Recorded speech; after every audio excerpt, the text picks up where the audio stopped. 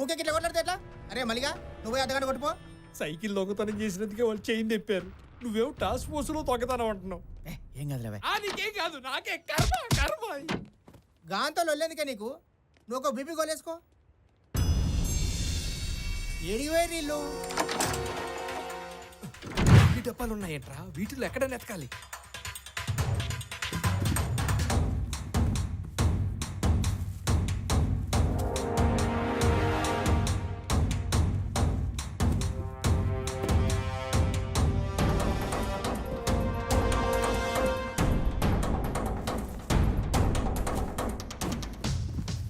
Cinema script రా. ఒరే ఇలా అయితే రోజంతా ఎదిగినా కష్టం రా. 2010 లేదురా, వీటిలో ఉండదు. ఎందుకంటే ఈ బాక్సులన్నీ రెగ్యులర్గా ఎవిడెన్స్ కోసం కోర్టు తీసుకెళ్తాడు. ఏదైనా పాత దాంట్లో పెట్టుంటాడు. అంటే ఓల్డ్ ఇయర్. కరెక్ట్, ఖచ్చితంగా పాత దాంట్లో. 97, 86, 78, 77 లాస్ట్ రా.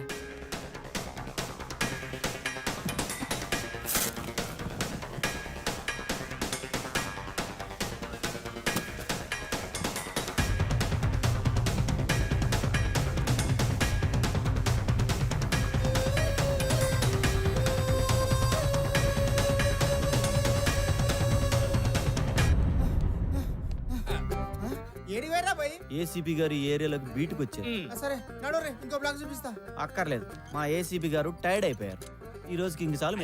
లేడీ కానిస్టేబుల్ పోలీస్ జాబ్ అప్పుడే బోర్ కొట్టిందా? ఇప్పుడు నేను లాయర్ అవుతా.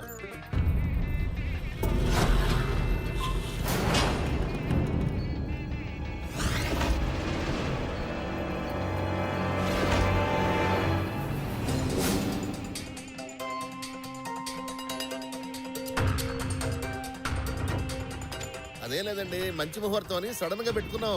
మీరు తొందరగా వచ్చేయండి, టైం అవుతుంది.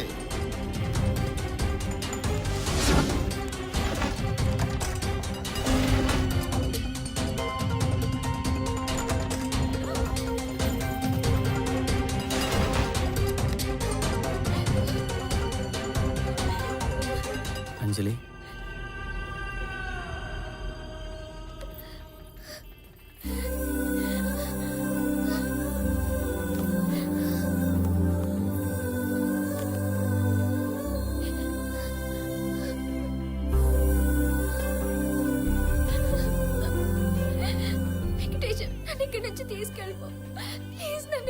తీసుకెళ్ళిపో.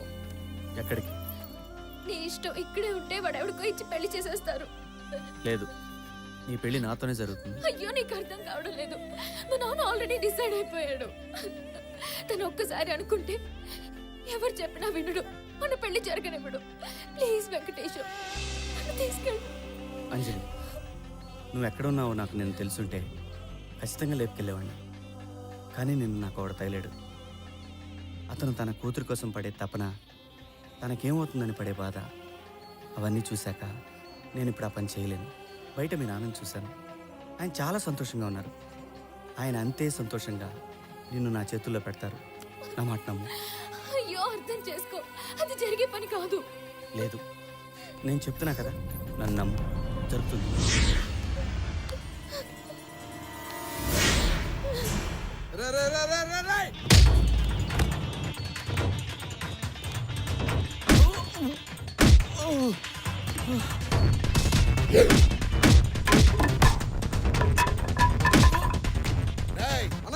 ఏం జరుగుతుంది అక్కడ? ఆ వెంకటేశం గారు వచ్చి కాల్ చేస్తున్నాడు అన్న. లాక్ రండి రావండి.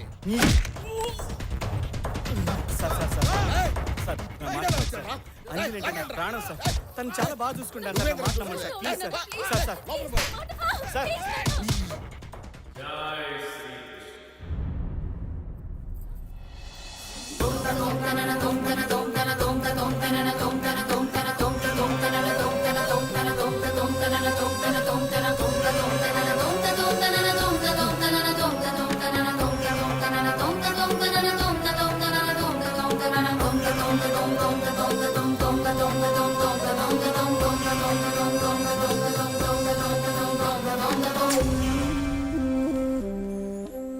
స్వామి, మీరిక్కడ చేసిన తప్పును సరిదిద్దుకుందామని వచ్చాను. మా తప్పటడుగును సరిదిద్దే మీరు తప్పు చేయడం ఏమిటి స్వామి? భస్మాసురుణ్ణి కరుణించిన శివయ్య, సతీ సావిత్రికి వరమిచ్చిన యమధర్మరాజు, సీతమ్మనే అనుమానించిన రామయ్య, ఇలా లెక్కలేసుకుంటూ పోతే లెక్కలేనన్ని తప్పులు మా దేవతలే చేశారు. తప్పు చేయడం మానవనైజమే కాదు, మానైజం కూడా. ఆహా, తప్పొప్పుల గురించి ఎంత బాగా సెలవిచ్చారు స్వామి. ఇదే విషయాన్ని భాగవతంలో వ్యాసుల వారు పైగా నేను తప్పు చేసింది కూడా నా ప్రియభక్తుడివైన నీ విషయంలోనే. నా విషయంలోనా? అవును, నీ కూతురు పెళ్లి విషయంలో. ప్రేమస్థాన్, నీ చెప్పేది జాగ్రత్తగా విను. లోక కళ్యాణార్థం, నా భక్తుల సుఖ సంతోషాల కోసం నేను హిమాలయాల్లో తపస్సు చేస్తున్న సమయంలో ఓం కృష్ణాయ నమః, ఓం కృష్ణాయ నమః.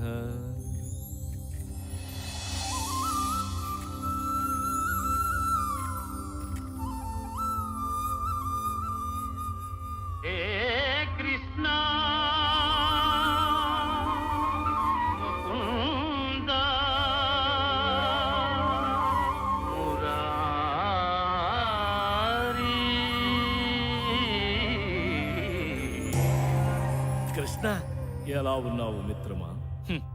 నీకు దూరంగా ఉన్న నేను ఎలా ఉంటాను చెప్పు? ఏదో ఇలా ఉన్నాను. బాధపడక మిత్రమా, ఇకపై నాతోనే ఉందువు గాని. పద, వైకుంఠానికి వెళదాం. ఆ రోజు ఎంత గమ్మత్తు జరిగింది. తిరిగి చూస్తే గొడవ పెట్టిన వసంతుడు లేడు, అన్న బలరాముడు లేడు. నువ్వేమో జారుకున్నావు, నేనొక్కడినే ఇరుక్కున్నా. గుర్తొచ్చింది. ఆ తర్వాత యశోదమ్మకు వచ్చిన పిచ్చి కోపానికి నాకెంత భయమేసింది. ఎంతైనా తల్లి ప్రేమ. ప్రేమంటే గుర్తుకొచ్చింది. శివప్రసాద్ నీకు తెలుసు కదా? శివప్రసాద్ అంటే అదే కృష్ణ, నా ప్రియభక్తుడు. అతని కూతురు ఎవరినో ప్రేమించిందంట. పెళ్లి చేసేయమంటారా అని అడిగాడు. నేను కూడా చేసేయమని అన్నాను.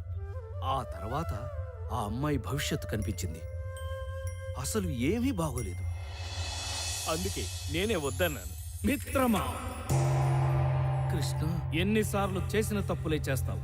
అప్పట్లో అమర ప్రేమికులమైన రాధకు నాకు పెళ్లి కాకుండా చెడగొట్టింది నువ్వు. అందుకే ద్వాపరయుగం నుంచి నేటి వరకు కొన్ని వేల దేహాలు మార్చావు. బృందావనంలో ఉండవలసిన వాడివి భూలోకంలో ఉన్నావు. ఇప్పుడు మళ్ళీ అదే తప్పు చేశావు. ఇద్దరు ప్రేమికులను విడగొట్టావు. అంటే స్వామి, అంజలి భవిష్యత్తు మొత్తం సర్వ కష్టాలు పడుతుందని. ఏది గతం, ఏది నేడు, ఏది రేపు, భూత వర్తమాన భవిష్యత్తులు సర్వం నేను కాదా? ఆ అమ్మాయి భవిష్యత్తు మొత్తం ఈ క్షణమే మారుస్తుంది. తను ప్రేమించిన వాడిని చేసుకుంటే సకల సంతోషాలతో అష్టైశ్వర్యాలతో తొలతూగుతుంది. కష్టమన్నది తన దరిదాపులకు కూడా రాదు. నాది పూచి. వెళ్ళు, త్వరగా వెళ్ళి తప్పును సరిదిద్దుకో. అప్పటిదాకా నీకు వైకుంఠ ప్రవేశం నిషిద్ధ. కృష్ణ, వెళ్ళు. చూడు శివప్రసాద్, స్వామి, నిన్ను ఏనాడు ఏదీ అడగలేదు. కానీ ఈరోజు నా తరపున, నా ఆత్మబంధువు శ్రీకృష్ణుడి తరపున అడుగుతున్నా. నీ కూతుర్ని తను ప్రేమించిన వెంకటేశానికే ఇచ్చి పెళ్లి చెయ్యి. సార్, వెళ్ళు. Okay sir. ఆపరా నీ డ్రామా. నువ్వొక దేవుడివి, నీకు ఆ దేవుడు చెప్పాడు. బావగారు, ఏంటండి మీరు కూడాను? గంటలో పెళ్లి ముహూర్తం పెట్టుకుని, పందిట్లో ఇంతమందిని పెట్టుకుని, వాడేదో హిమాలయ పర్వతాలు, వైకుంఠం అని సొల్లు కబుర్లు చెప్తుంటే. ఏం మాట్లాడుతున్నావు గజపతి? ప్లీజ్ సార్, నేను చెప్పేది వినండి. ప్రూఫ్ లేకుండా నేనేది మాట్లాడను. నా దగ్గర కంప్లీట్ ఎవిడెన్స్ ఉంది. వీడు మిమ్మల్ని, నన్నే కాదు, మనలా చాలా మందిని దేవుడి పేరుతో మోసం చేశాడు. వీడి మీద మాకు చాలా కంప్లైంట్స్ వచ్చాయి. మేము ఎంక్వైరీ మొదలెట్టాం. దాంట్లో తేలింది ఏంటంటే, రైల్వే స్టేషన్లో ఆ ముసలాన్ని చంపింది వీడే. ఆ తర్వాత పరకాయ ప్రవేశం అనే డ్రామా మొదలెట్టాడు. దానికి సంబంధించిన ఫొటోస్ ఈ బాక్స్లో ఉన్నాయి. నిజస్వరూపం బయటపడుతుందని తెలిసి అంతర్ధానం తొక్క తోటకూర అని జంప్ అవ్వాలని ట్రై చేశాడు. చివరికి ఏమనుకున్నాడో ఏమిటో, ఇలా ఇక్కడ తేలాడు. జై శ్రీకృష్ణ. ఆపు, ఇదే నీ ఆఖరి శ్రీకృష్ణ. ఇదిగో ఎవిడెన్స్.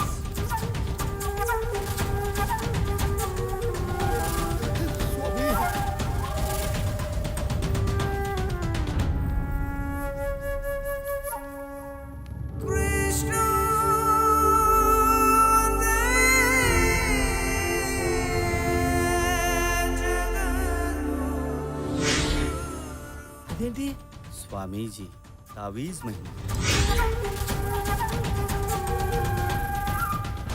స్వామివారు మా భక్తికి పరీక్ష పెట్టారు. ఆయన అసలు దేవుడే కాదని చెప్పారు, కానీ మేము నమ్మలా. మా భక్తి స్వచ్ఛమైంది. ఆయన పెట్టిన పరీక్షలో మేము పాస్ అయ్యాం, కానీ నువ్వు ఓడిపోయావు. చూసే కళ్ళు నమ్మే మనసును బట్టి ఉంటుందయ్యా. మేమందరం స్వామివారిని దేవుడని కొలిచాము. నువ్వేమో దయ్యమని ప్రూవ్ చేద్దామనుకున్నావు. చూసావా ఎవరు గెలిచారో? ఇంకా వీడితో మాట్లాడరా, వేసేయండి.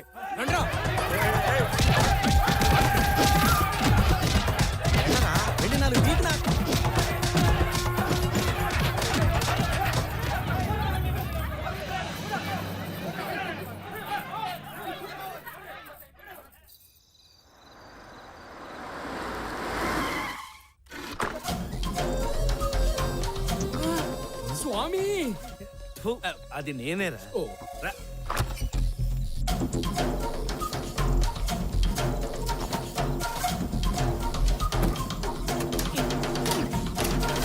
తాళం వాడి దగ్గరే ఉండిపోయింది. ఇది ట్రై చేయండి సార్, ఫోటోలతో పాటు బాక్సులో ఉంది.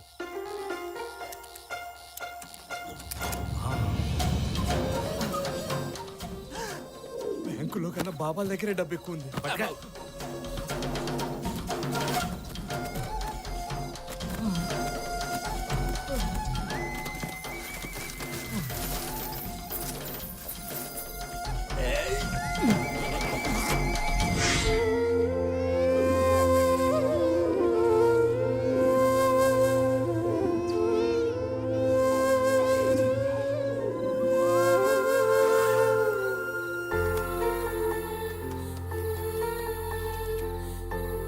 ఈ 10 లక్షలు నేను బ్రతకడానికి, ఈ 10 లక్షలు పాప ఆపరేషన్కి, నాకు ఇవి చాలు.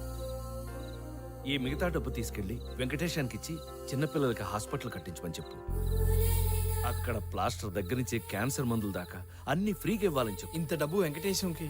వాడి మీద నాకు ఆ నమ్మకం ఉంది. ఆ రోజు నుంచి ప్రసాద్ అలియా స్వామీజీ ఎవరికీ కనిపించలేదు. ఏమైపోయాడో, ఎక్కడున్నాడో ఎప్పటికీ ఎవరికీ తెలియదేమో.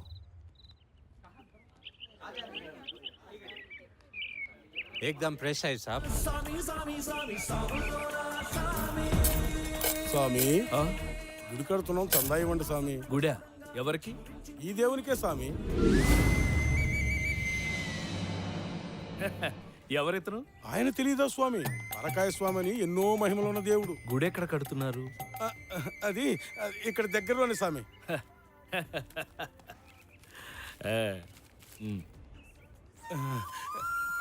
స్వామి దామ్. నాన్న, ఉమ్, వాళ్ళకి ఎందుకు నాన్న అన్ని డబ్బులు ఇచ్చావు? నీ ఆపరేషన్కి డబ్బులు ఇచ్చింది ఆ దేవుడేనమ్మా.